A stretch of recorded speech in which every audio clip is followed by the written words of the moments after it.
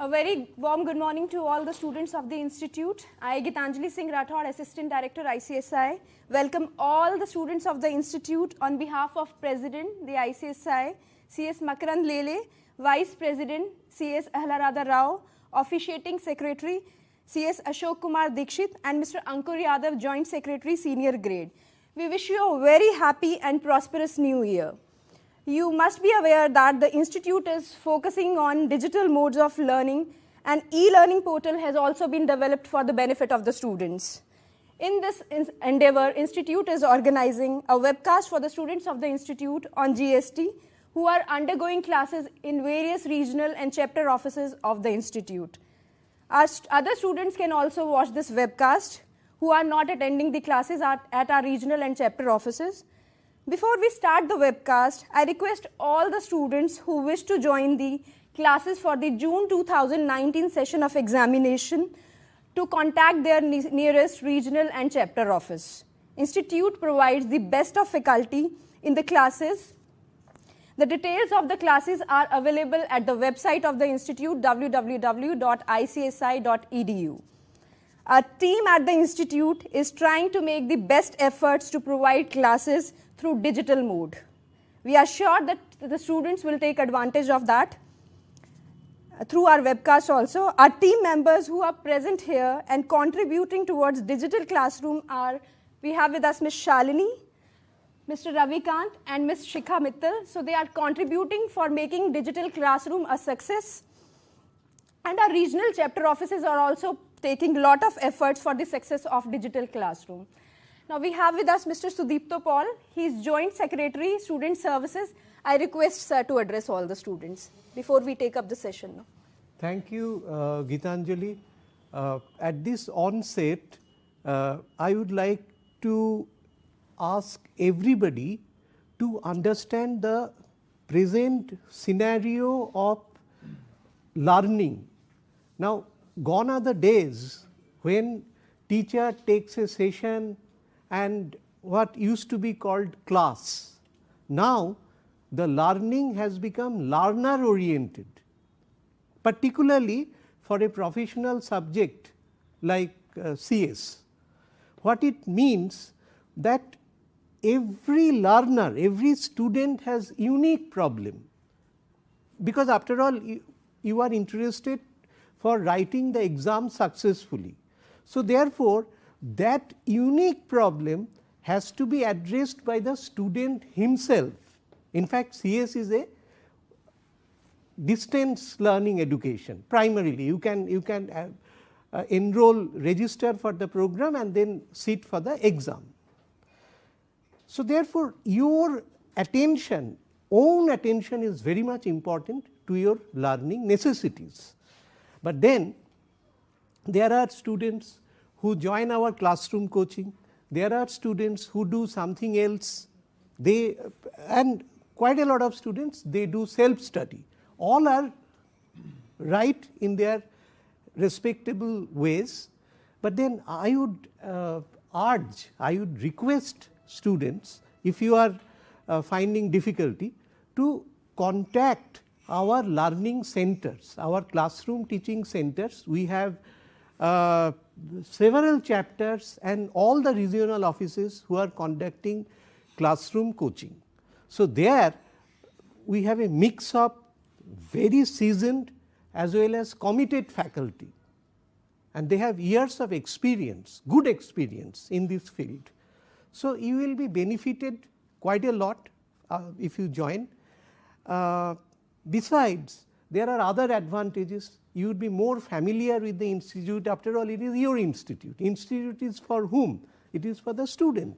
It is for you. So you will have direct access to our in charge of chapters and regional people. All of them are very committed individual. They are matured, committed, and of course the management committee, they take lot of efforts for providing lots of benefits to the students. So I think it is up to you to take the most use of these facilities. Now, there is a word, there is a line that I would like to add, that as I said, that every learner or every student's requirement is individual specific. So, you have to take some initiative as well, like you have to, if the teachers who is teaching in the class is not clearly comprehensible to you, then in that case you raise question. Suppose some teacher perhaps in a different plane compared to your learning, then you have to get in touch with the chapter in charge. So, therefore, the issue lies with you, and then but then we are here, we have a team, very very dedicated and committed team led by Gitanjali madam, and particularly in classroom teaching Shalini, who is tirelessly interacting with the chapter in charge, Ravikant, Shikha, and all of us. In fact, Archana Shetty looks after the pre-exam test, where of course you know that you will get some benefit if you join the classroom coaching. So, it is entirely up to you. I would once again ask you, all of you, to join. If you find any difficulty in learning, join our classroom coaching, see how it is, your efforts, you have to take some initiative for your learning. It is your institute, you get the best out of it. In case your issue is not solved at the chapter or regional level, you call us, you write to us, we have all sorts of facilities for you, you have to utilize it. And today, of course, we are very very fortunate to have a very seasoned and expert speakers on the subject. I would not take your time, straight to the faculty and you. Gitanjali will take it up. Thank you, sir, for guiding the students in such an elaborative manner. Now, without taking much of your time, I am introducing our expert faculty, Mr. Shashank Gupta, who will be giving you a complete insight on goods and services tax. Shashank is a practicing chartered accountant and is also a lawyer by qualification. He has pursued PGD in tax laws under the aegis of Supreme Court of India, where he was the batch topper and was felicitated by the Law Minister of India in the presence of Honorable Chief Justice of India and 4 other Supreme Court judges. He is presently a PhD candidate on the topic implementation of GST in India and VAT, a cross-country analysis. He has been special invitee to the IDT committee of ICSI 2017-2018. He is also a member of the core advisory group of ICSI for GST. Shashank is a prolific speaker and has addressed a range of seminars across the nation on various issues under the gamut of indirect taxes. He is a regular speaker on the conventions and seminars conducted by ICSI, ICSI, and ICMAI. He has also conducted sessions on various industry forums. He has several years of experience in advising clients on wide range of issues under the indirect tax. He is an active litigator and has argued several matters before adjudication authorities, commissioner appeals, as well as CSETX, and also assisted several leading and multinational clients in dispute resolution, contract review, and transaction structuring. Shashank carries a perfect blend of a dedicated academic background coupled with years of practical experience. Presently, he is partner and head of indirect tax practice at Girish Ahuja and Associates. Earlier, Shashank has worked with Deloitte, BMR Advisors, and other leading consultancy organizations. So we are privileged to have you here, Mr. Shashank, and I hand over the session to you, and we welcome you here. Thank you. Thank you, madam, for the kind introduction. Respected Mr. Sudipto from the Institute of Chartered Secretaries of India, Madam Shalini, Madam Gitanjali, and the entire team, all the future Chartered Secretaries, it is a pleasure to be here today to have this opportunity to discuss and deliberate upon the nuances of the goods and services tax regime in India. Friends, I am given to understand that in the audience we have students from CS Professional as well as CS Executive. The baseline today is that we will be discussing the basics of GST. When I mention discussing about basics, we'll discuss what is the what are the basic tenets of this GST regime, how is GST regime supposed to progress ahead, what are the various basic concepts that will all help you in understanding GST in greater detail. As we discuss about GST, let us first try and understand as to what is GST. Is GST a concept or is GST a tax? When I mention GST as a concept, is it a new concept or the concept was already there in the country? It is just a new tax based on that concept. Well, the answer to the question is that the concept was always there and this is a new tax based on that concept. Now the question arises, what was the concept on which this tax is based? The concept is commonly known as VAT, value added tax. And what does value added tax provide? Value added tax provides that for any person who is there doing a business, charge tax from him only to the extent value addition that he has undertaken. Now, how is it ensured that tax is charged only to the extent value addition has been undertaken? Say, suppose, for example, there is a businessman by the name of X. X makes purchases of rupees 100, pays tax, say, suppose rupees 10. He does undertake some value addition on that product, sells that product for 200 rupees, charges tax for rupees 20. When he is supposed to deposit this rupees 20, he can take a set off of rupees 10 that he has paid on his input and the balance he needs to pay through his cash. Value added tax, this concept, today more than 100 countries have taken up this concept. In India, it is commonly now known by the name of GST. If you were to travel to the European Union, you will find it the same concept being levied there, but the nomenclature there is European Union Value Added Tax. The latest entrant to this section is GCC, Gulf countries, which have come in and are now accepting the VAT mechanism. Kingdom of Saudi Arabia and Dubai and United Arab Emirates. These two countries have been the latest who have implemented this tax mechanism. Now let us move on to the next question. Why GST? Friends, when we were to look at the answer to this question, why GST, we need to take a step back and look back into the history. How was the indirect taxes functioning before GST was implemented in India? If we step back from 1st of July 2017, that is the date when GST was implemented, if you look around in that scenario, you will find n number of taxes which were there. To name a few, there was central excise, which was applicable on manufacturing. There was VAT, as we know it, which was applicable on sales. There was CST, central sales tax, which was applicable on the interstate sale of goods. There was service tax, which was applicable on provision of services. There was entry tax, octroi, and n number of other taxes.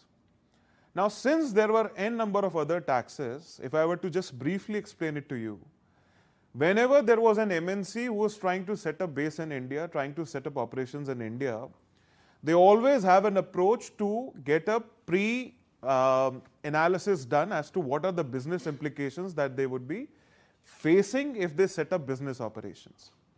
And whenever we presented them with a report that these are the n number of taxes that you would have to deal with, they were really, really apprehensive. Some of them were so risk averse that they decided not to actually enter the Indian market and wait for the GST regime to step in. Because of all these myriad of structures which was applicable earlier, it became very, very important that India had a streamlined, simple, governable tax and, more importantly, a single tax regime covering the entire gamut of indirect taxes. if we were to look back, where did this concept of VAT arise? When did it came into existence? 1918, a German industrialist proposed the concept of VAT. Prior to that, the systems must have been that there was a single point of taxation, that at one point, either at the manufacturing level or at the final sale level, the entire tax was collected. Next is in 1954, France became the first country to adopt this tax. And 1973 is when it got implemented across European Union, including the United Kingdom. So that is the history of entire VAT. In the second question, where we discussed what was the reason of implementing GST in India, and where I briefly mentioned that there were n number of separate levies, n number of separate taxes which were operational. Here is a list of all those taxes which are operational. Now, as you can see in this slide, there are two sets of taxes, two sets of levies. One set is which was covered or levied by the central government. Another set is which was levied and collected by the state government. If you look at the central side, you will find central excise, excise duty under Medicinal and Toilet Preparations Act, additional duties of customs like CVD and ACD, central sales tax, service tax, cesses and surcharges. If you look at the other hand, on the state levies, there was value added tax, sales tax, entry tax, entertainment tax, luxury tax, taxes on lottery, betting and gambling, cesses and surcharges thereof. Now, let us not get too much into what was happening earlier, but if I were to just briefly mention it to you, there were instances where taxes were getting levied on taxes. So say suppose there was a product which you bought for 200 rupees, the manufacturing cost could have been 100. There were taxes applicable on this 100. Say suppose along with taxes the value came to 120. There were again taxes which were made applicable on this 120. So tax on tax was there. Second point is that the tax was not completely fungible. Whatever taxes you paid on manufacture, those taxes could not be set off against the taxes that you were paying otherwise. So your excise duty could not be set off against your value added tax. More simplistically, if you were to understand, all your central taxes could not be set off against your state taxes. Given all this background, if I were to ask you what should be or what could be the possible GST structure, could it be a GST structure where only one government, that is the central government or the state government, decides that only I will levy the tax and the other government will have no role to play absolutely? And can it practically happen given the scenario that we have, the demographical, the political environment that we have in our country? Constitutionally, we have given to ourselves a federal structure meaning that we are dually governed by the central government as well as the state government. The Constitution delineates, it differentiates between the powers that rest with the central government vis-a-vis the powers that rest with the state government. In that differentiation, earlier the Constitution also used to provide that what all taxes can be levied by the central government and what all taxes can be levied by the state government. Now, with the advent of GST, we have just now discussed that there was a dire need to have a single tax, a simple tax, and a tax which was completely streamlined. Now, both the things, if you put it together, they become slightly contradictory. That we are talking about a single, simple, streamlined tax, and we are also talking about a country which has given to itself a federal structure where they have accepted they'll be governed by the central government as well as the state government. More specifically, let us add more complication. If you go to some parts of India like Andaman and Nicobar, Lakshadweep, you come down to Delhi. Delhi has given itself a state structure, so not Delhi, but there are places where they do not have a state government. They are governed through the union territory mechanism. So there is a third kind of structure as well. Now in this scenario, the central government would want to levy the tax. State government would want to levy the tax. Even when there is no state government, the union territory would want to levy the tax. So how do they practically get to ensure to levy these taxes? The first flaw or the first distinction between the GST that we have given to ourselves, CGST, Central Goods and Services Tax, the tax which is levied and collected by the central government. SGST, State Goods and Services Tax, which is levied and collected by the state government. And Union Territory Goods and Services Tax, which is levied and collected by the Union Territory. Now, wherever you are in the country, if you are doing any transaction, be it for supply of goods or be it supply of services, always and always there will be an implication of both of these taxes. That is, if I am based in Delhi, selling something within Delhi, I will always ensure to charge CGST plus SGST. Now, how does it ensure that single taxation, simple taxation, streamlined taxation? That we will discuss.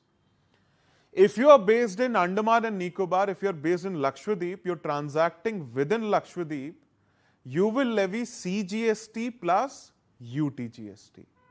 So we have come across that what is the structure of GST. We have discussed levies, CGST, SGST and UTGST. Now next question, how would interstate transactions be governed? Interstate meaning, I am based in Delhi, I am selling some goods or providing some services to Bangalore in Karnataka. Should I charge the same tax, CGST and SGST? CGST, if I charge, to a certain extent it can be acceptable because the central government pan-India is single. But what happens with SGST? Delhi government will say this is my tax revenue, it should come to me. Vis-a-vis the Karnataka government will say the goods or the services have travelled to my state, the revenue should come to me. First, so as to settle this dispute, it was agreed in the structure of GST that it is going to be a destination-based consumption tax. Destination-based consumption tax meaning the tax proceeds will accrue to the state where the services or the goods are going to get consumed. So in our case, the tax revenue belongs to the Karnataka government. Now, how will it get transitioned to the Karnataka government? If practically in this transaction also, I levy CGST plus SGST, will the Delhi government sit down and differentiate that this was actually billed to Bangalore, these tax proceeds should travel to Karnataka?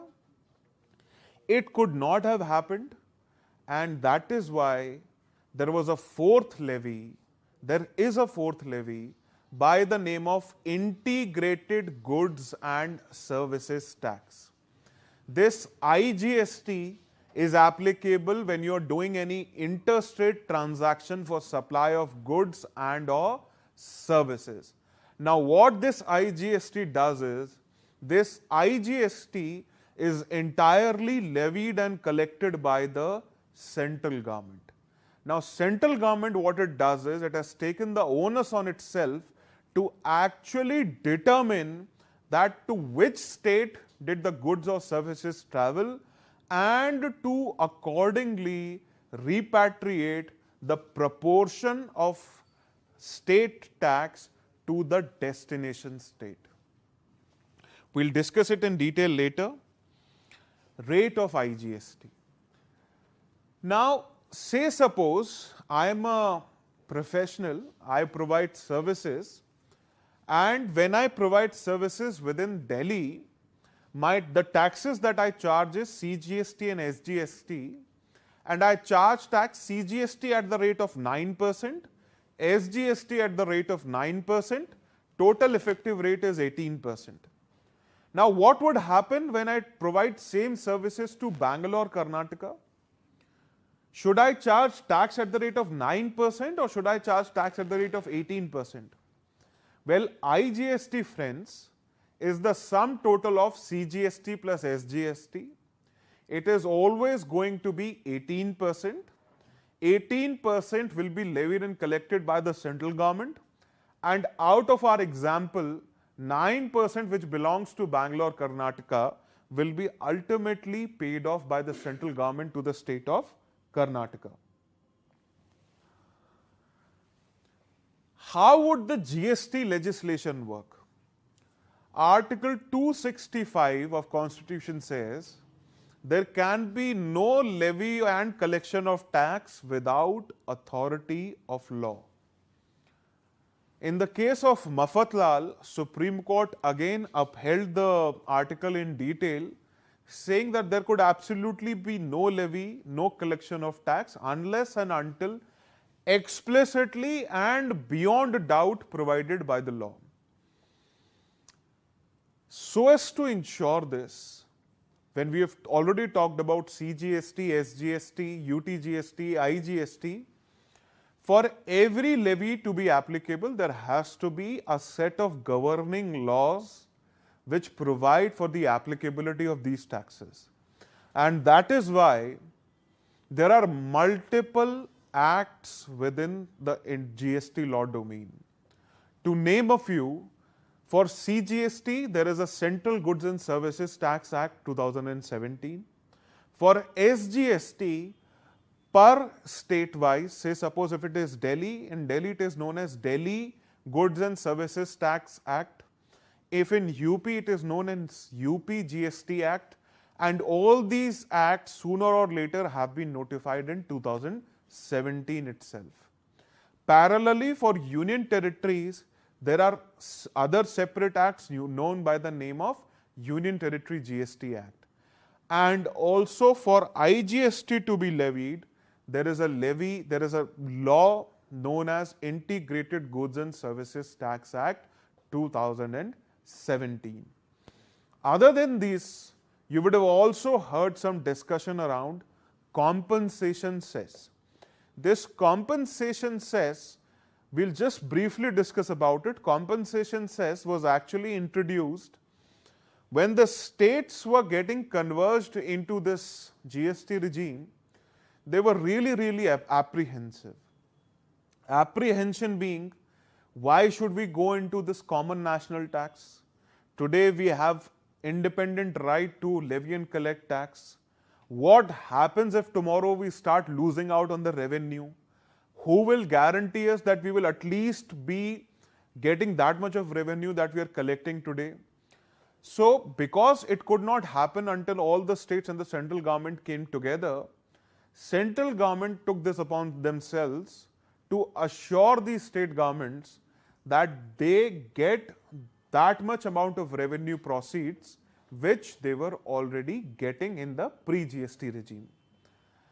Now, central government became apprehensive that what if actually the entire collection fell below the collective requirement of all the states as well as the central government. And that is where they introduced compensation cess. Compensation cess is only applicable on luxury items or items which can be termed as sin goods. So on these luxury items, a separate levy by the name of compensation cess is levied, and the entire proceeds from this compensation cess are used for funding or repatriating the states against the losses of revenue if there are any. So now we have discussed that there are multiple levies within the GST regime. There is CGST, SGST, IGST, UTGST, cess. Now, if we were to ensure a single, simple, comprehensive, streamlined tax, Could it be possible that CGST Act says, I will recognize this as the taxable event? According to me, tax should be paid at this value. According to me, tax should be paid at this point. And parallelly, the state governments come up with their acts providing something different. It could not have been possible. And it would have resulted in a very deformed GST. And that is where the role of GST Council steps in. GST Council is actually a collective representation of all the stakeholders of GST. It is headed by the Union Finance Minister, plus a finance minister or any other minister from the state governments is added to the committee as a representative. Anything which is passed through this GST Council has to reach a certain majority, and that majority has been structured in such a manner that unless the central government as well as the majority of states come together on a point, it can never sail through. So whatever the GST Council suggested at the time of formation of acts or is suggesting today, all of this was accepted and commonly put in these all acts. So by name, they are actually separate acts. Constitutionally and legally, they have separate legal provisions. But effectively, if you were to look at from a practical perspective, they ensure that they move in complete harmony.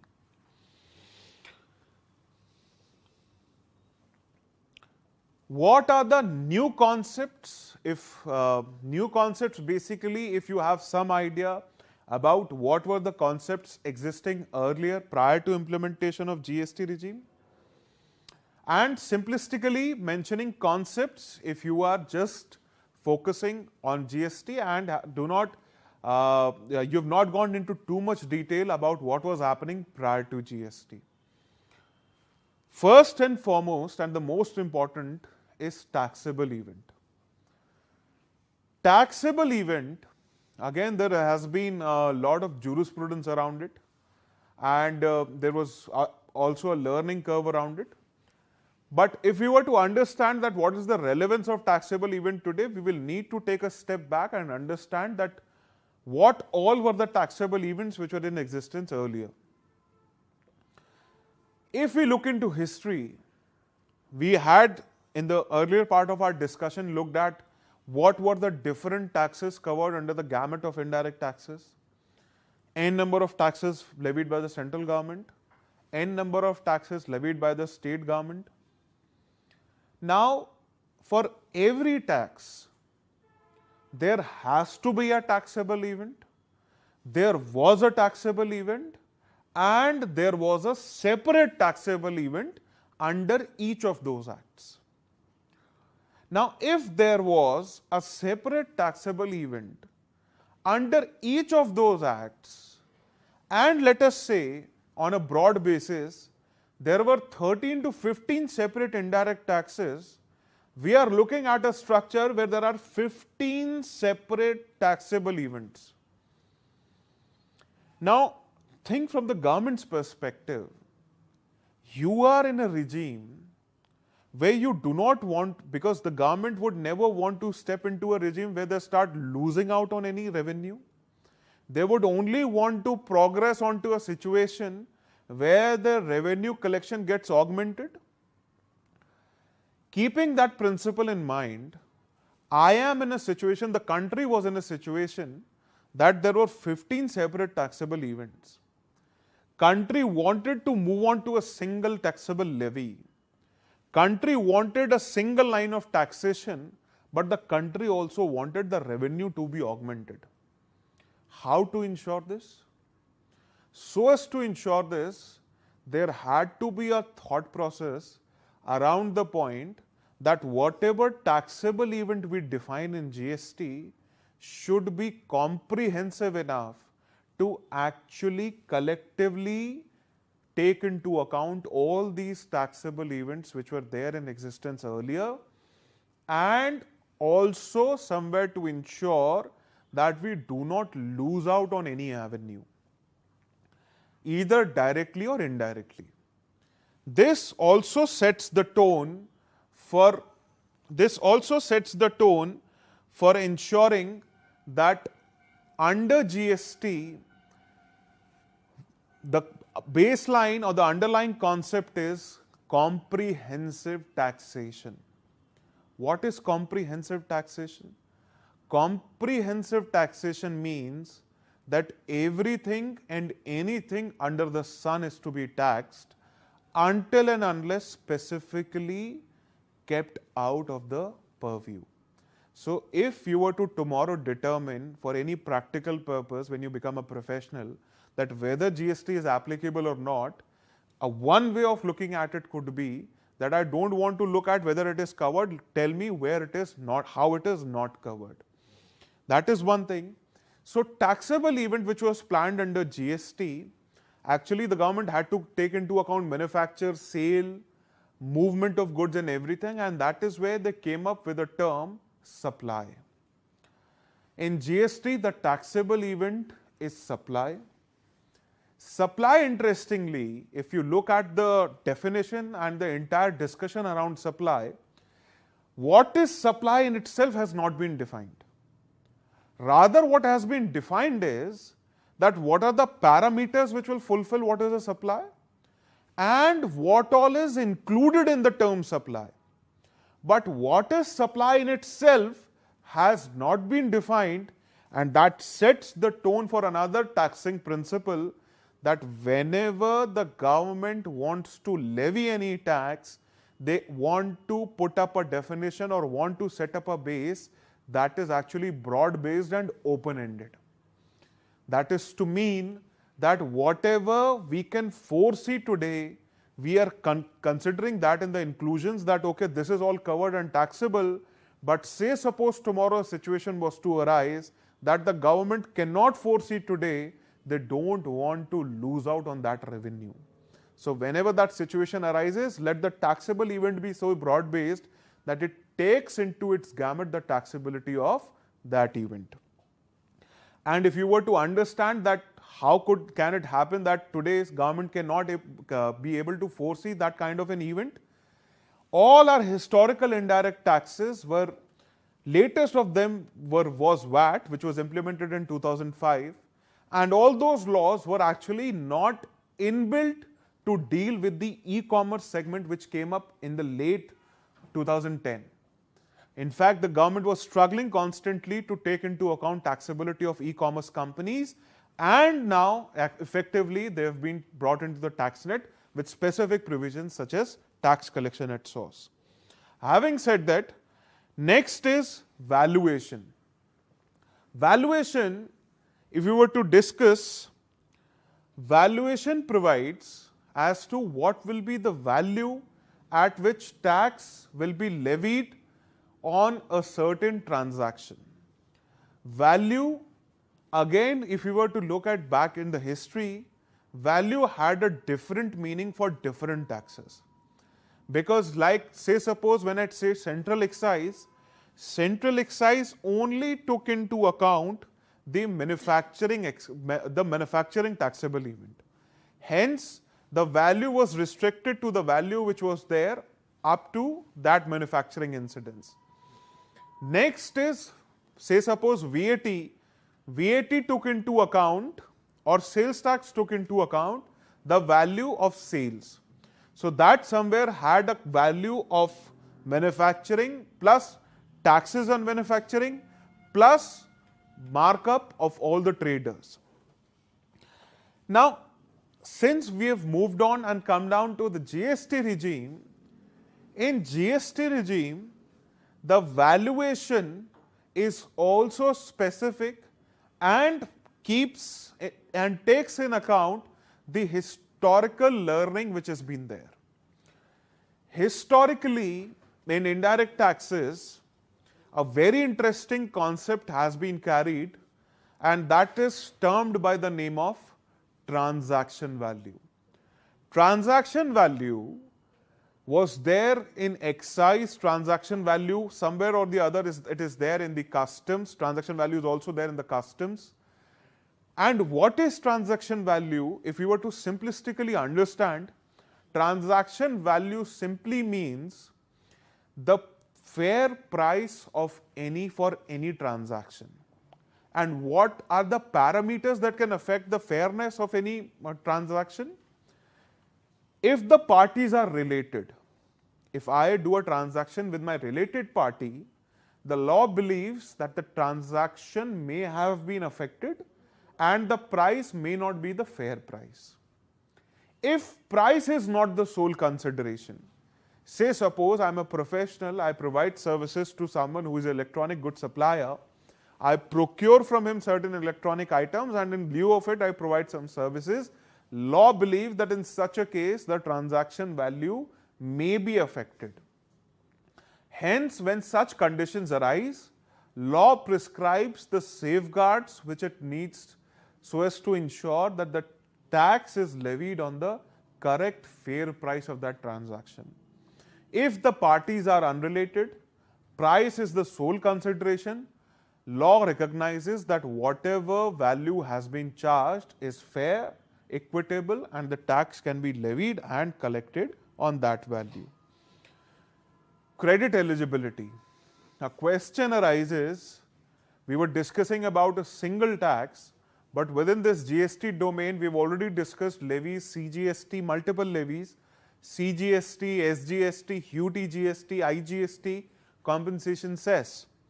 5 different levies, and how will the credit be allowed? How is the credit allowed? Whether it creates any roadblock, whether it results in any cost creation, we will discuss that. We have a dedicated slide for that, and we will discuss that with much clarity there. Comprehensive taxation. Comprehensive taxation we've already discussed. Comprehensive taxation means that everything and anything has to be taxed unless specifically kept out of that taxation regime. Next concept is time of supply. What is time of supply? I am a professional and today I'm providing some services. I say suppose I raise a bill for, I raise an invoice for rupees 10 lakh rupees. I charge tax 1,80,000. Should I immediately go and deposit that tax to the government? I am a professional. I have not raised an invoice. I've simply started doing an assignment and I've asked my client to deposit some fees in advance. He pays me, say suppose 1 lakh rupees in advance. Should I go and immediately deposit tax on that advance? I am a professional. I've provided some services. Neither I've received any advance, nor I've issued any invoice. What should be the tax? Whether there is a requirement to deposit any tax, or does the government not want me to deposit any tax? Hence, there could be multiple situations. Government has set an end line, or rather a triggering event for deposition of tax. I could be receiving an advance. I could be raising a tax invoice. I could have provided the services and neither received advance nor raised the invoice. Government has clearly specified, be it supply of services, be it supply of goods, they have specified that what is the event, the occurrence of which will make me liable as a taxable person to deposit that tax to the credit of the government. If I were to give you explain you with the help of an example, government says if you are engaged in supply of services, you've received any advance from your client, deposit the applicable tax to the extent of advance received there and then. Please keep in mind, wherever I mention there and then does not mean the same day. In GST, a tax period has been defined to be a month. Month meaning that whatever transaction, whatever liability for me arises in the month of January, I need to collectively pay that by 20th of the next month, that is up to 20th of February in this case. So, if I receive any advance in the month of January, I have to pay that tax by 20th of February. I raise any invoice, I have to pay that tax for the month of January, that is by 20th of February. I complete provision of any services, I might not have raised any invoice, I might not have received any advance. Government says that you are liable to pay the applicable tax if the invoice is not raised within 30 days of the completion of that service. So basically, this entire thing that we are discussing is known by the term of time of supply. And the reason why time of supply has been defined is that the government wants to ensure uniformity as to when any taxpayer is liable to deposit that tax to the credit of the government. Place of supply rules. When we were initially discussing about GST, we discussed an example where we are doing a transaction intrastate, vis-a-vis we are doing any transaction interstate.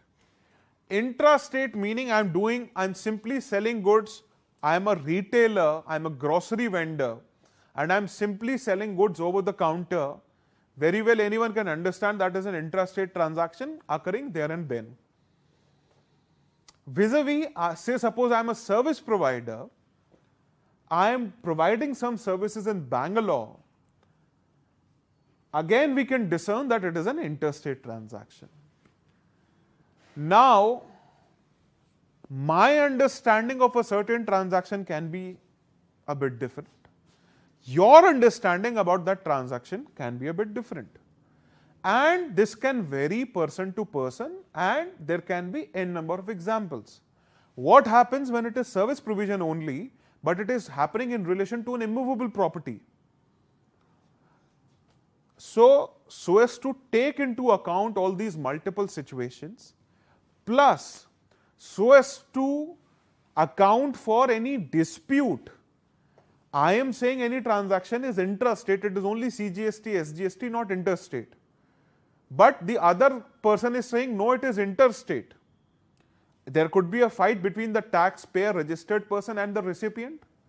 There could be a case where there could be a fight between two states. One state is saying that it is interstate transaction, the tax revenue should accrue to me. In another case, there could be a scenario where the other recipient state is saying, no, the tax revenue should accrue to me. That is why, so as to do away with all these situations, government has defined place of supply rules. Place of supply rules, what they do is, they clearly define and per situation wise as to what will be the place of supply for goods or services in various scenarios.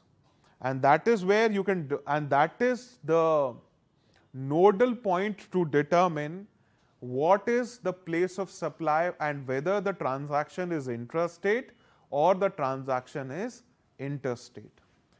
And the next example and the next point of discussion that we have is, and after that we will break for 5 minutes, exemptions. Exemptions that we have in an ideal GST structure, there should have been no exemptions at all. But since we live in a country which is very, very diverse, and there are certain demographical, geographical, political reasons, it was mandatory that some benefits be extended. The requirement could be different in the eastern part of the country, requirement could be absolutely different in the western part of the country. And so as to keeping into account all these different measures, government came up with this scenario that they had to provide for multiple exemptions. And if you look at it, even till date, the exemption list is getting stretched. So there are two ways through which taxability of certain items or transactions has been kept out of the GST purview. Kept out of the GST purview meaning they have been routed either through the Schedule 3 of GST Act that covers non-GST supplies, and through the exemptions which has been provided specifically for goods as well as for services. And with this, friends, we'll break for 5 minutes and we'll reconvene us. Hello everyone and welcome back to our discussion. We've discussed what are the various levies under GST, what is GST, the concept driving GST, why was GST relevant in India, how do the various levies independently operate in our present scenario, and what are various important, you could say, basic governing principles which are there embedded in the GST regime. Now, in the last part where we were discussing that there are several different levies, what are and how are those levies adjusted against each other? When I use the term adjusted, we are discussing that how is input tax credit of all these levies allowed and how is it set off against the respective output tax liability. Three major levies which are there. First is CGST, second is SGST, and third is IGST. CGST, whatever purchases I make, say suppose I am a manufacturer or a trader, I have made purchases of INR 100 crores in a year. I have paid tax total 18%, that is 9% CGST, 9% SGST. Now 9% CGST on 100 crores of purchases would be approximately 9 crores. Now this 9 crore of CGST becomes my asset in the form of input tax credit. But how do I utilize this asset? Can I utilize this asset to my whims and fancies as I may please? Or has there been provided by law a specific course, a specific methodology which needs to be followed? So friends, in this case, the law has very specifically provided that how can CGST credit be adjusted. CGST credit, whatever amount is there, is to be first set off against the CGST output liability. Say suppose my output CGST liability is only 5 crores. Then out of this 9 crores, I will first adjust 5 crores against my CGST output tax liability. Now I would still have balance of 4 crores of CGST credit.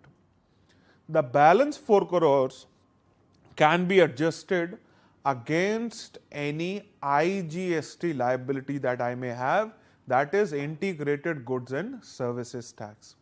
Say suppose in my case, I have 2 crores of IGST liability. I can set off 2 crores of CGST credit against that. The balance will, how much balance will remain?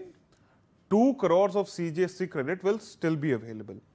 Now, can I set off this 2 crores against output SGST liability? That is state goods and services tax.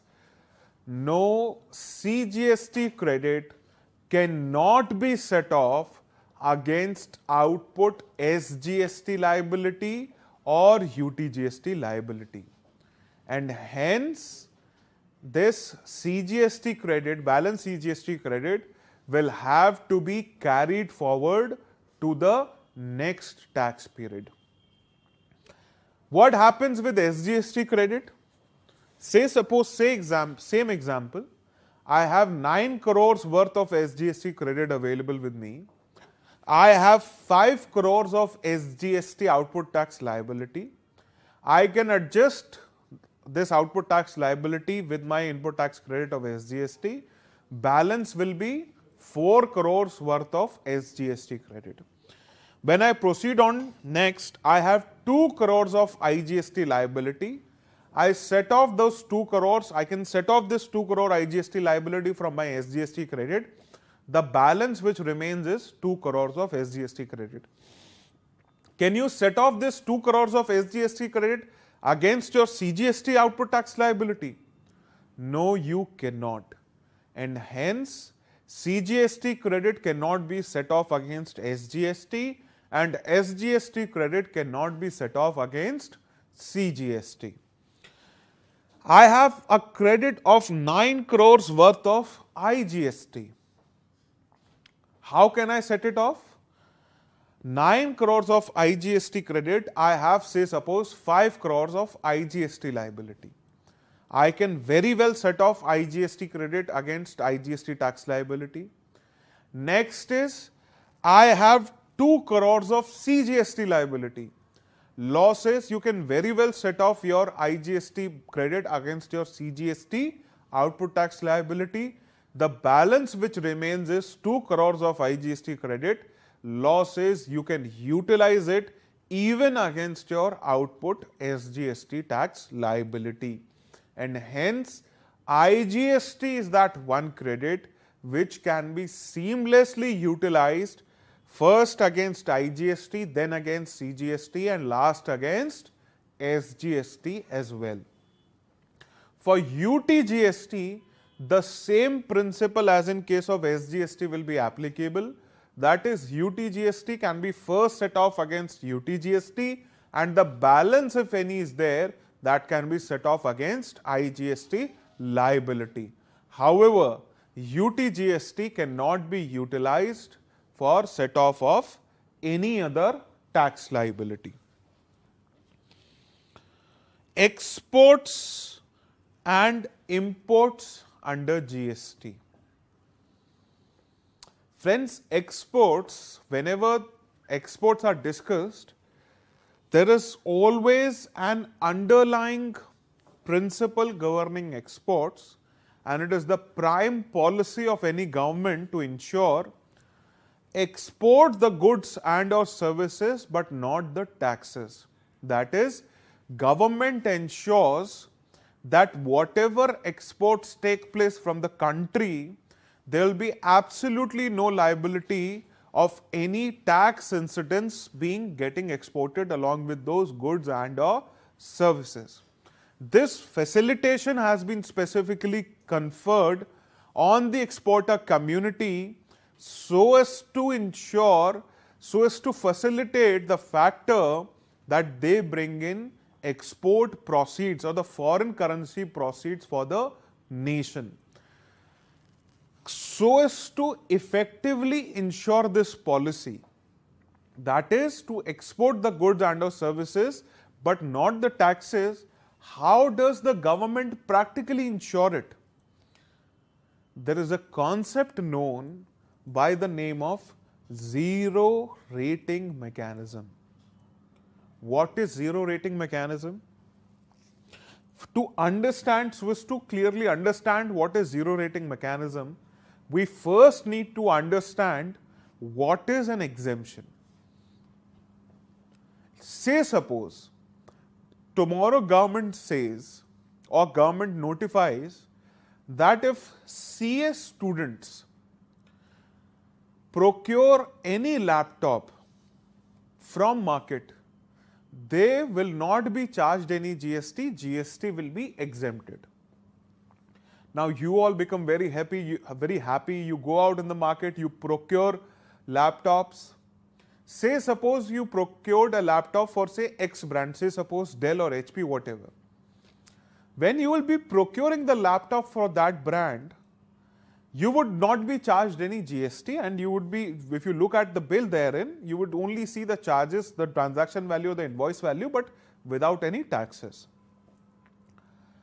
But the question that remains is that you have not been charged any taxes, But when Dell or HP would have manufactured this laptop, further, when this laptop would have been sold from the manufacturer to dealer, dealer to retailer, would the tax have been applicable there or not? Well, there it would have been certainly applicable. It only becomes exempt at the point which you prove that I am a CS student. Until that point, nobody knows whether it will be procured by any general professional, any other for his home usage, or by a CS student. And that is where always appreciate this point, that exemption is only a benefit to the extent value addition undertaken at the point at which the exemption has been granted. Meaning thereby that all the taxes which HP or Dell would have borne on its purchases, all those taxes would get converted into the cost of that product. Further, any more taxes which would have been charged would again get charged into the cost of the product, and all these taxes are there, but they are merely not getting reflected to you separately as taxes. Vis-a-vis, in case of exports, government gives an option that you clear the product for exports, we will not charge any taxes from you. The government has given this option. There are two options for exports. One is tax paid, one is without tax paid. We are first discussing without tax paid. Government says don't pay any tax. Secondly, I say, okay, I will not charge any tax, but what about the taxes that I have paid on my procurements? Government says, whatever taxes you've paid on your procurements, first see whether you can set off those taxes against any other output tax liability. If you can, then very well set it off. If you cannot, then please come to us and we will give you a complete refund of those taxes, and this ensures exemption through the entire transaction. That is, from the entire transaction, government takes away whatever tax incidence was there. In the another case where tax paid exports take place, government says avail the credit of whatever taxes you've paid on purchases, utilize it against your output tax payment liability, and whatever output tax you've paid on case of exports, come to us and we'll give you a complete refund of those amounts.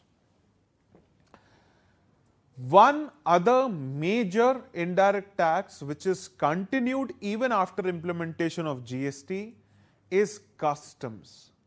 Customs duty, which was made applicable somewhere in 1962, still continues to be applicable. It has a single point application, that is at the time of import of goods, and at the time of import it has been specifically provided that whenever you are getting any import consignment cleared, it will be first subjected to basic customs duty plus any additional customs duty if it is there, and on the import price plus the customs duty, GST will be charged, and the GST which will be charged will always be IGST. In case of imports, CGST and SGST will never be applicable. The direct import clearance will always be subjected to IGST.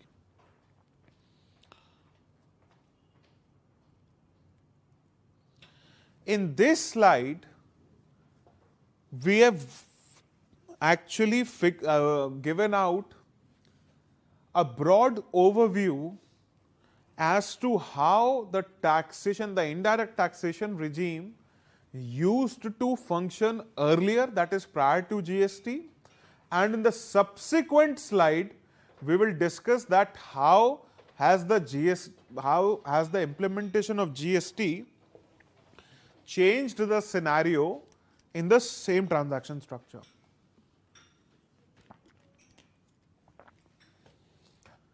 This has only been done taking into account the transaction operations for the trading community.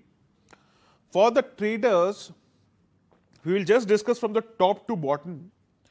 At the top, when you see there is a person which has been placed outside India, say suppose there is a business which is there centrally in the center of the slide, you see a blue icon that imports any products in India.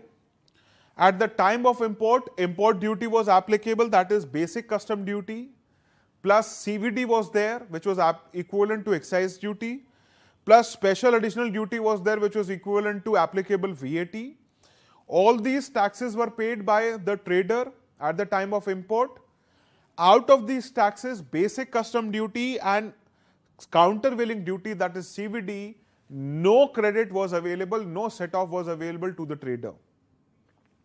Only and only for the special additional duty or ACD that is mentioned, the trader in certain instances was eligible to claim a refund for those taxes. Next, when the trader cleared it to any other person within the state, then again VAT was applicable at every stage. VAT was applicable over and above the price charged by the business, and the price of the business somewhere had the cost of those two taxes which were made applicable at the time of import. Hence, we are looking at a scenario of tax on tax. Situation was even worse when this trader or business was transacting interstate. If this trader was supposed to clear any product interstate, then at the time of clearance to interstate, CST or central sales tax was applicable. This CST was entirely a cost for the purchaser. CST also required for the seller to reverse the proportionate VAT. And bottom line, if you were to understand, there were multiple deformities in the existing indirect tax structure prior to GST. And if we were to compare it with the present GST scenario, the situation has become much, much more convenient. That is, if today there is first of all no distinction between a trader, manufacturer or service provider, law treats all of us equally as suppliers. And accordingly, when a trader today imports anything, though basic custom duty remains, but other than basic custom duty, there is IGST. Complete credit is available to the trader. When trader sells it within the state, if it is sold to further dealers, then they can subsequently avail the entire credit. If I clear it interstate, in that case also, whatever taxes I charge, the purchaser can avail the entire credit. And if you effectively look at the entire scheme, there is substantive tax cost saving for n number of transactions. This brings us to certain procedural aspect discussion under GST. Someone had asked a query also, what is the turnover limit to get registration under GST? We will cover it here. And whatever queries are there, we will try and cover towards the end of our session. Registration, friends. Why is registration necessary? Well, if registration was not necessary, then anyone or everyone would become liable, and that certainly cannot be the intent of any law. So, it has been clearly specified, that law has clearly said, not only does the laws provide, a taxation law provide that when the tax will be applicable, but it also provides that on whom the tax will be applicable. Okay. So, here it says, a registered person, it provides that normally if any person whose aggregate annual turnover in a financial year exceeds INR 20 lakhs, then that person is supposed to obtain registration under GST and accordingly discharge all the applicable compliances as have been prescribed in GST. Secondly, it can be a situation that I am, say, suppose only doing a turnover of 10 lakh rupees, but I am still mandated, it is still compulsory for me to obtain a registration. That is, there is a separate section in the law which provides that in what cases it will be mandatory, it will be compulsory for that person to obtain registration, and this will be irrespective of his turnover. One example is if the person is liable to deposit any tax under reverse charge. I am a professional, say X is a professional and his receipts is only rupees 10 lakhs in a year, but he somewhere during the year he becomes liable to pay tax under reverse charge. Then the law mandates that now we will not look at the turnover, you have to compulsorily obtain registration and discharge all the applicable compliances. There is a third scenario, that is voluntary registration. Now say suppose there is a person, he is doing only a turnover of 5 lakh rupees, but he realizes that this GST is an indirect tax.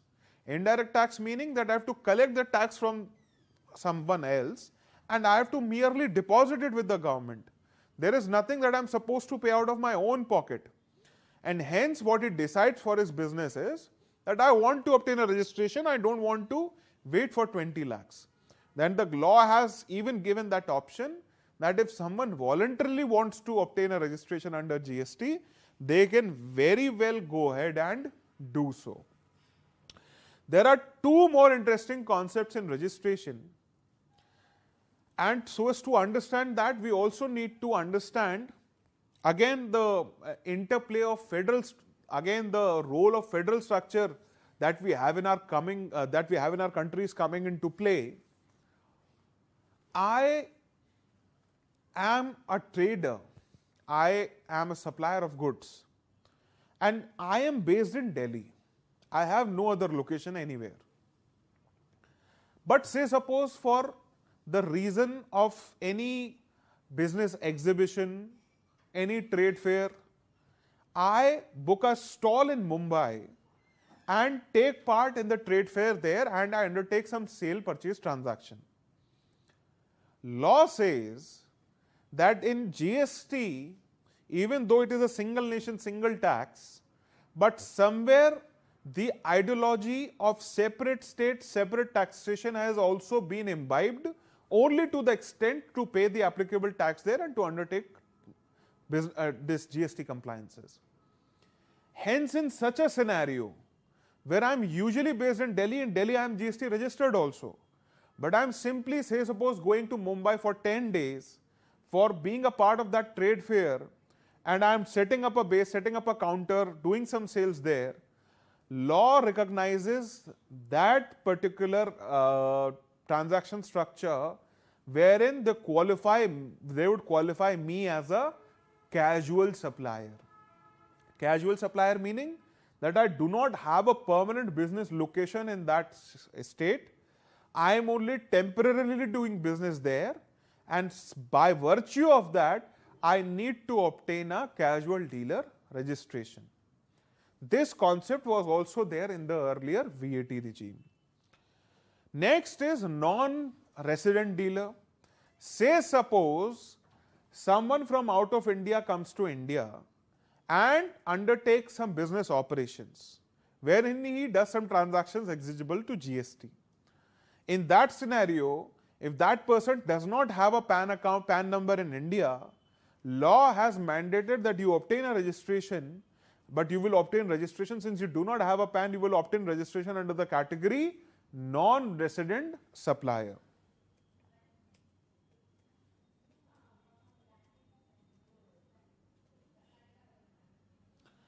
Next is what all documentation has been prescribed.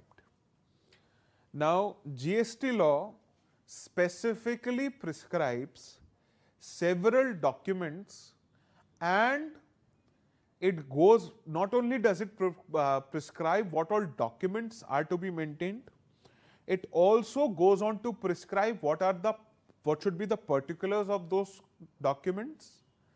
in what situations these documents are to be prepared, who is supposed to procure these documents, and how long they are supposed to be preserved. First and foremost is tax invoice. Tax invoice, friends, has multiple importance factors. That is, this is the prime document evidencing your taxable supply. This is the prime document, the basis document, basis which the recipient will avail credit, and hence it is a very, very important document. Various particulars have been prescribed. All those particulars have to be mandatorily mentioned on every tax invoice, and these tax invoices accordingly play a very important role in GST compliances. Next is delivery challan. Delivery challan, say suppose you send out some goods for job work. So there are only 3-4 transactions in which case a tax invoice is not necessary, or a bill of supply, which we will discuss, is not necessary. And in those transactions it has been prescribed that since there has to be certain basis document facilitating the movement, that supply, and that is where they have mentioned that in place of a tax invoice, a delivery challan can be created. Next is bill of supply. Bill of supply, say suppose there is a concept of composition dealer, composition supplier. Composition supplier meaning someone who is there in GST but who does not want to get into the situation of charging the entire amount of tax, availing the credit. He is a small operator, and present composition dealer, someone who has a turnover of 1 crores presently. It is now going to be stretched to 1.5 crores. So someone who is above 20 lakhs but below 1 crores in turnover can obtain the registration as a composition supplier.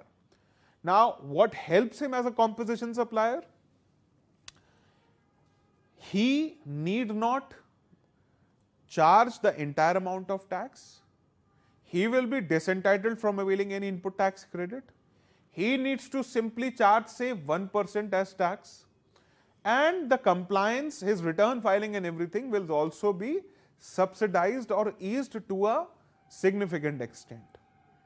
Now, in this case, since he is charging tax, but the purchaser, because he is charging only 1% as tax, the purchaser is not entitled to avail any credit. And hence, what has been mentioned here is that in case of a composition supplier, he needs to issue a bill of supply for all his supplies. Next is debit note and credit note.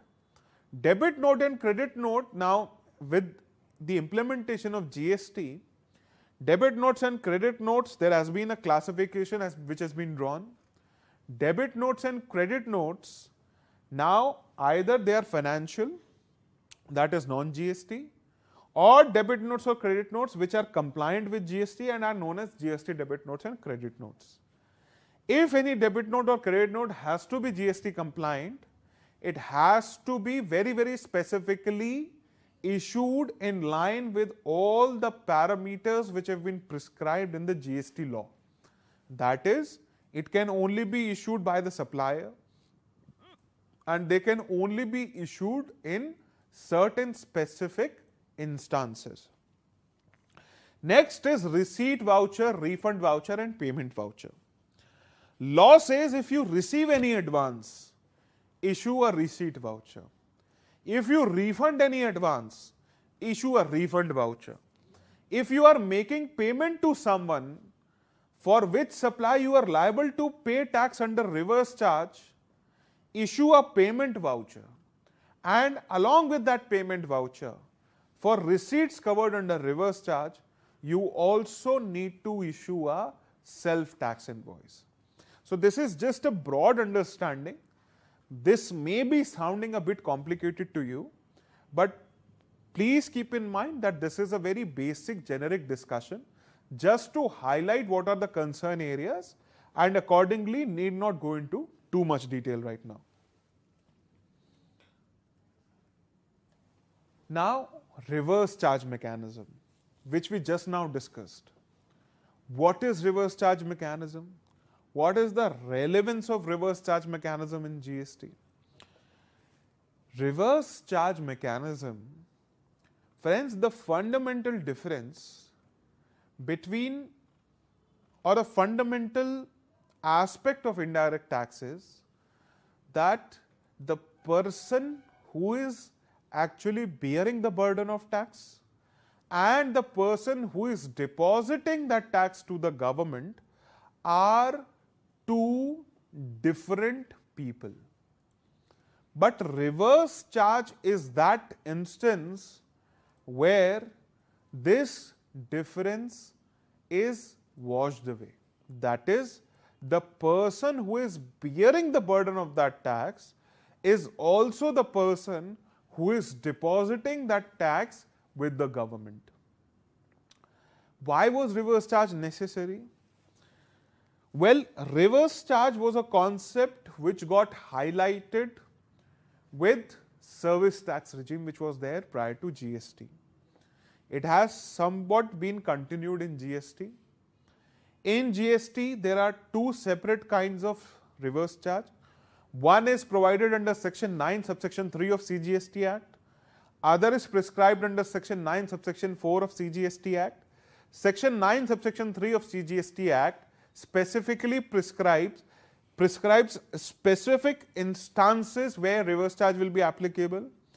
Whereas on the other hand, Section 9, subsection 4 prescribes that if a registered person makes any purchases from an unregistered person, then on such purchases, they are liable to pay the applicable tax under reverse charge.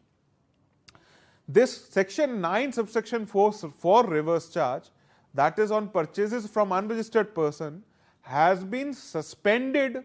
Its applicability is suspended as on date, and it will remain suspended till 30th of September 2019. A specific reverse charge which is prescribed by Section 9, subsection 3 is applicable as on date. Rather, there have been some additions which have been made to this kind of reverse charge very recently, as soon as the 1st of January. Now, we were discussing what is the relevance of this reverse charge, why is it necessary? Law identified some situations wherein they could foresee that rather than enforcing compliance on a larger scenario, they could affix the compliance on a limited set and ensure that the larger, whatever these transactions are happening in the larger set, the tax gets effectively collected. For example, the GTA sector, the Goods Transportation Agency sector. It is a highly unregulated sector. In this sector, there are various small players, highly unorganized, and the government has kept it taxable since the time of service tax. Now, either the government could choose to individually collect taxes from all these GTA operators. Rather, what government chose is that accepting the service providers, government said that the recipient of the GTA service should pay the applicable tax under reverse charge, and whatever tax that they pay under reverse charge, they should avail the credit of that. Meaning thereby that for all this entire sector of the Goods Transportation Agency, with a simple step of making this reverse charge applicable, they've actually shifted the entire tax collection burden from the GTA sector to the recipients. Recently, there has been an amendment where provision of security services has also been covered under reverse charge, and provision of security services by anyone other than a body corporate to any registered person has been brought under the net of reverse charge. Now, security services again is that one sector which is not that heavily regulated, not that deeply organized, and again you can see instances where the tax collection may have got hit, and by a simple step of enforcing liability on the recipients, government has plugged in a bigger, larger sector. Returns under GST. Friends, if you were to understand GST, GST is not simply a law, and because see, what we are discussing, it's a tax, but tax is governed by a law. It is an act, set of delegated legislation which is governing this entire discussion. And act is nothing else but a piece of law, and the genesis of which follows from the Constitution. Now, historically, when we look at laws, they are very mechanical, very subject driven. But one interesting aspect which has happened with GST, that GST is not only a law, but it is a technology driven law. Technology driven law meaning that in the history of our country, this arguably it is the first that set of tax reform which has not only taken into account compliance through technology, but has rather heavily relied on technology as a tool so as to ensure proper compliance. How does it effectively ensure that? If you look at the return structure which was planned and provided for in the GST law, it was structured in such a manner that it would act as a self-check, a time-bound check, and would have ensured a great deal of compliance on a month-to-month basis. That is, the government prescribed that first the supplier will file a return by the name of GSTR1, wherein they will report all their outward taxable supplies. Basis this GSTR1 which has been filed by the supplier, a GSTR1A will be developed, and this GSTR1A will be sent to the corresponding recipients. That see, देखिए आपके नाम पर ये sales उन्होंने दिखाया है. Do you accept these sales, and whatever purchases you are reporting, are they in line with what the supplier is reporting?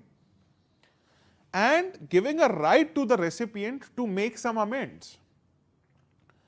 Basis this 1A, the recipient would have filed GSTR2, and this GSTR2 would have come back to the supplier as GSTR1A, that you reported some supplies, but the recipient is agreeing to some and disagreeing to some, and these are the disagreements.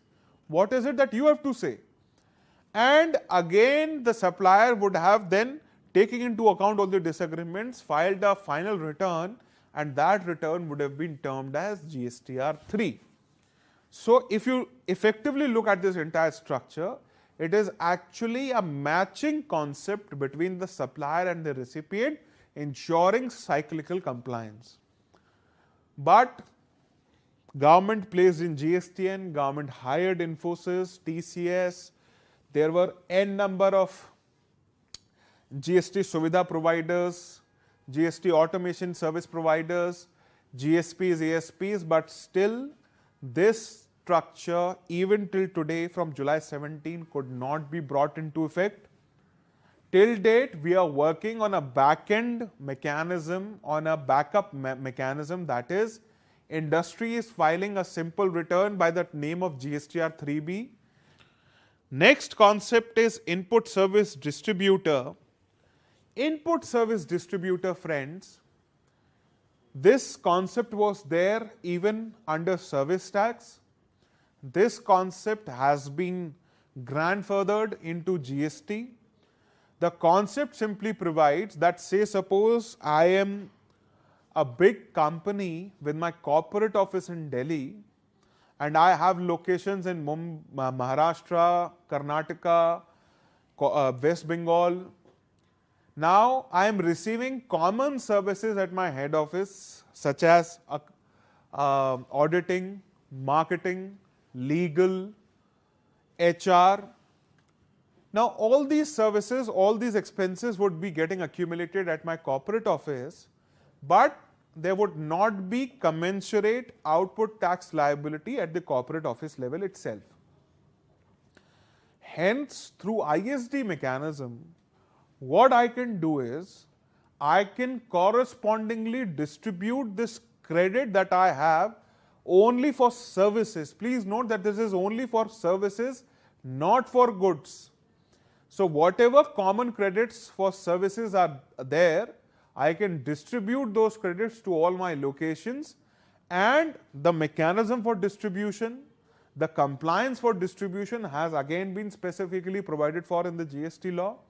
There is of course a separate return, and that return has to be filed in form GSTR 6. Next is, and someone had mentioned a query, what are items covered under GST? N number of items have been covered. If I were to give you an example, this coat that I am wearing, for it to ultimately come into the shape of a coat, there must have been weaving of cloth. That would have happened. So there is a taxable element there. Second is sale purchase of cloth. Third is stitching of this cloth. Fourth is additional materials such as buttons.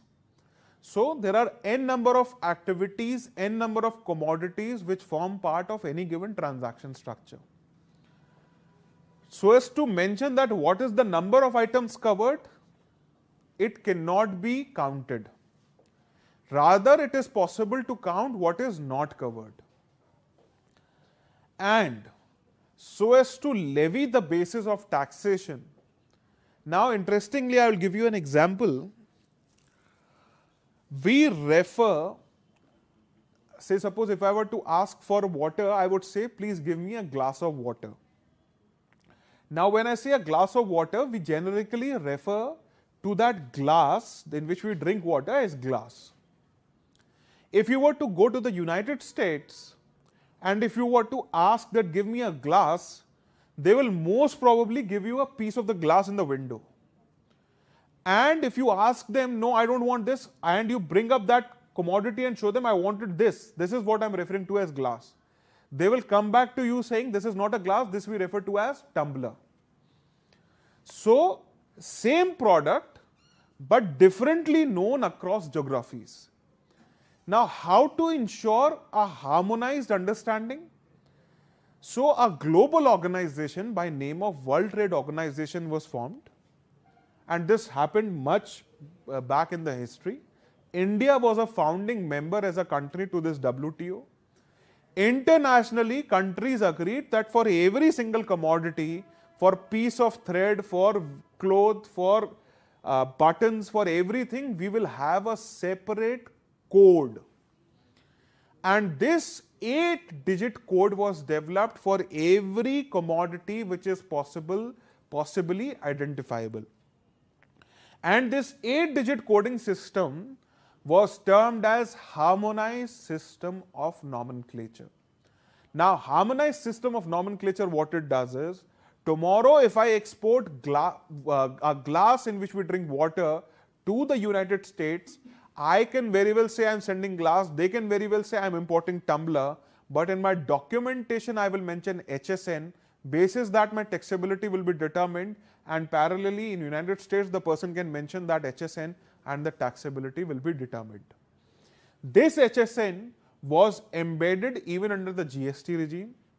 For determining the taxability, that is what will be the effective tax rate on any particular product, HSN has been set as the base for determining what will be the applicable tax rate. Parallelly, for services, service accounting codes are there which identify, depending on the nature of service, what will be the service accounting code. Plus, it is also provided in the GST law that it is not necessary to go down to 8-digit level classification. Classification has been restricted to 4-digit only. Secondly, they have mentioned that if there is a person who has a turnover up to 1.5 crores in a financial year, he needs to mention no HSN on his invoices. If there is someone who has a turnover between 1.5 crores to 5 crores, they need to mention HSN only first two digits. And for the rest of the people who have turnover above 5 crores, only they need to mention the entire 4-digit classification. And this brings us to the last point of our discussion today, that is refund, and after that we will take queries. Refund. We discussed that government wants to incentivize certain sectors, and to incentivize certain sectors, they don't even want to continue with exemptions, because exemptions break the VAT chain, create a tax on tax scenario, and are not hence desirable under a good GST regime. That is where government provided that, okay, there can be certain scenarios where a refund may be due. Specifically, case relating to exports. I may be doing tax paying exports, I may be doing without tax payment exports. In both the cases, the government has specifically provided that the exporter will be eligible to claim refund. Next is, if I make any excess payment of tax for any reason, say suppose I was liable to pay tax only at 18%, but I paid tax at 28%, government says, do not worry, if you satisfy our other preconditions, we will refund the excess amount of tax that you've paid. Refund of pre-deposit. What is pre-deposit? Government says, if you want to go into any litigation, that is where the department has enforced any demand on you, and you do not agree with the findings of the department, government says it is your fundamental right to come to us and contest that demand. But so as to ensure the revenue, the safeguard of revenue, deposit with us a certain percentage of that demand. And if you win that case, then we will refund you this entire amount. And this percentage that you deposit is known as pre-deposit. Next is ledgers under GST. What are various kinds of ledgers which have been prescribed? 3 major ledgers: electronic credit ledger, electronic cash ledger, and electronic liability register. Earlier, when any person used to avail any credit, then they used to maintain the details in their own books of accounts, and cyclically they used to report it in the returns that they used to file. Government, somewhere out of various other thoughts that may have come into the mind of the government, one primary thought was, why should not the entire detail of credit that is being availed be maintained with us? And specifically, as I mentioned, that GST is a technology driven law, government came up with the concept as e-credit ledger, wherein simply you will punch in figures that what is the credit that you are availing in this month, but through that account, government is actually keeping a track of the entire amount of credit that you are availing. Next is electronic cash ledger. Today, whatever amount was deposited earlier as taxes was simply deposited against a challan. Government again realized, why should this be against a manual challan? And making GST technology driven, what they did was that first you deposit that amount as into my electronic cash ledger, and subsequently from that electronic cash ledger you make any payments of tax amounts. This has also resulted in plugging tax leakage or avoidance in certain instances. And last is electronic liability register. This liability register actually affixes, basis your own reporting, it fixes that what is the liability which is there, what is the due amount of taxes or interest or penalties that you need to pay to the government. This may be self-assessed, they may be assessed by the department, and this will holistically at a single place keep the track of all the liability which exists for any registered taxable person. And this, friends, brings us to the question and answer. First question is, what is the turnover limit?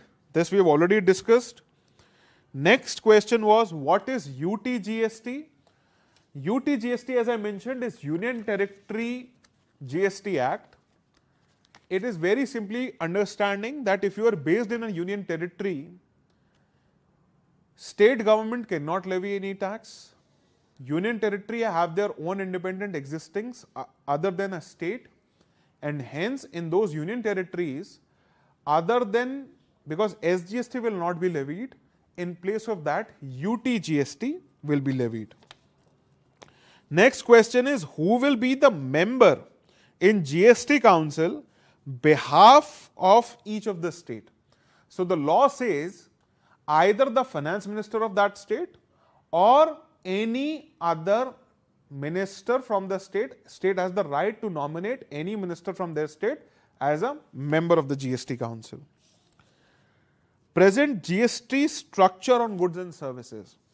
Well, friends, this is a very detailed and an open-ended question. First of all, to a large extent, any differentiation between goods and services has been done away with. Whatever difference continues, that was determinant basis what is the classification which is attributable to those goods or services. Next, we have a question: how government settles dispute for intrastate transactions? Till date, no such dispute has arisen where the government would need to step in and settle whether it is intrastate or interstate. Number one. Number two, because GST is a new law, because the government could foresee there could be cases where it is actually an intrastate transaction, but person pays taxes at interstate, or it is an interstate transaction but a person pays taxes intrastate. Government has simply mentioned that if any person has paid any tax as interstate but the transaction was intrastate, or vice versa, then they will be allowed a refund subject to payment of correct tax, and there will not be any interest or penal provisions applicable. Next is why TDS is also charged on some GST applicable services. Friends, GST is an indirect tax. TDS as a concept is majorly applicable in direct taxes. So because it is entirely different, that is at that. There is also a TDS concept which has been carried in indirect tax and GST specifically, but that is only applicable to limited scenarios. That is where any transaction is happening with the government departments. And with the government departments, because it has been a historical learning that sometimes people interacting with government departments do not pay the due tax properly, that is where they have ensured that government departments deduct TDS so that it affixes the liability on the corresponding supplier to pay the applicable tax. At what RCM for transport to be charged by registered dealers? For transportation GTA, the registered dealer has to deposit tax at the rate of 5%. What is turnover for composition scheme? This we have already discussed, that for composition scheme the prescribed turnover as on date is 1 crore, but once the GST Amendment Acts get notified, the turnover will exceed to 1.5 crores. And this, I think, brings us to the conclusion of our discussion. It was a pleasure addressing all of you. Thank you. I am C. Shashank Shikhar, wishing you all the very best. Thank you. So students, we hope that you would have enjoyed today's session. We are thankful to Mr. Shashank for such a wonderful session, and we assure you that we'll keep organizing such webcasts for students in future also. Thank you very much. Thank you very much for joining us live. Thank you.